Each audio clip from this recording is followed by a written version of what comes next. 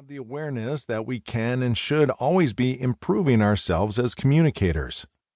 Whether formally, informally, or without even knowing, we are all students of communication. This is not merely because we receive many inputs of information each day communicated to us in myriad ways, but also, like a snowball rolling downhill, each of us can take our everyday experiences as means for increasing our understanding and abilities as communicative beings. As a dedicated student of human communication, I strive to do my best at making good sense of the subject, stewarding the discipline, and passing the torch well. Hence, this is not the first book on communication, and it will not be the last. As long as there are communicators who communicate, there will always be more to say about communication.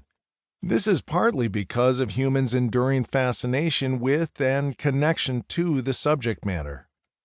Specific topics and titles span from how to find the right words to inspire your team to knowing what to do when there are too many ways to communicate at work. The last 3 articles I read on communication taught me 7 tips for how to nail a hybrid presentation, the delicate art and science of savvy self-promotion, and 3 strategies for how to ask for help at work without alienating your coworkers. This content wouldn't be produced for a non-existent audience, so it's clear there's a real craving for insights that can help us thrive at work and beyond. Though each of us has communicated our entire lives, we are all aware that we can do it better. We have varying ways of discovering and sharing communication knowledge, skills, and abilities. This book is one such effort. So is coaching a child to be attentive, listen actively, and demonstrate respect when interacting with teachers.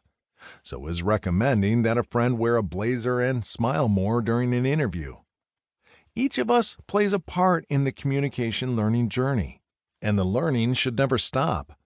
That is partly because as much as we evolve as a species, so too do the ways in which we communicate. When I arrived at college in fall 2000, our residence hall had a landline at the front desk that students would use to call home, request a meeting with their professor, or make plans with someone from across campus. Few people owned a mobile phone. Faculty and students were still making sense of this new thing called email, and some were a bit wary of using it. Fast forward 20 years and my elementary-aged daughter FaceTimed me while writing to ask for my password to download some interactive iPad game that all her friends have. Indeed, communication has been and continues to evolve at lightning speed. And rather than assume innovative technology diminishes old ways of thinking, I find that a return to the fundamentals is necessary for making sense of communication in our modern world. In fact, I find that the communication theories I studied as a doctoral student have become all the more fascinating and informative as the days pass, situations change, and technology disrupts. For this reason, a return to the essentials is, well, essential.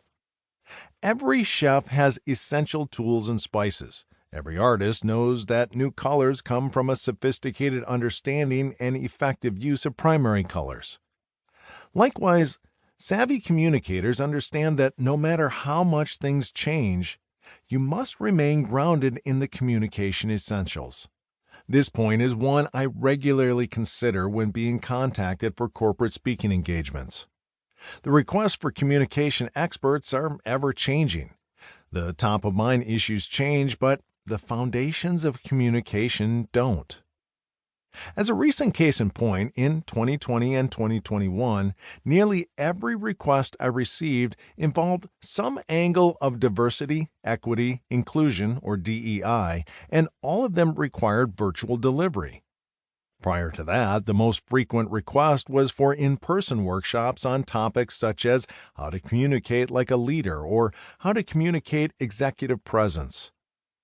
What is certain is that any change in the environment or evolution in technology will change the nature of the invitation I receive. For example, we really need someone who can help our people figure out how to present effectively using Zoom, Microsoft